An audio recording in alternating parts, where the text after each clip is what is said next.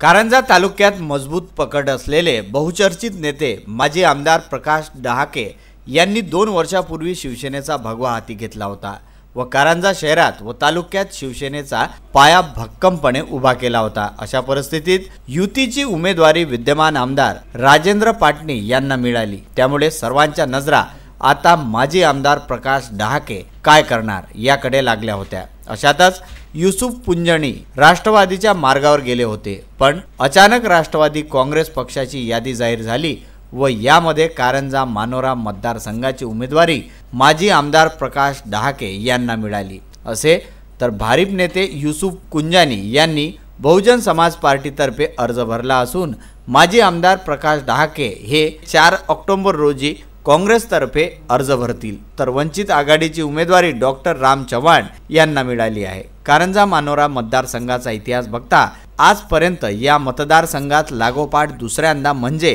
Repeat आमदार आजपर्यंत निवडून आलेला नाही। या परिस्थितीत कारंजा मानोराची जनता कोण्या पक्षाला महत्त्व देते की व्यक्तीला महत्त्व देते यावर सगळ्यांच्या नजरा लागलेल्या आहेत। विदर्भ न्यूज करिता कारंजावरून अक्षय लोटे यांचा हा वृत्तांत।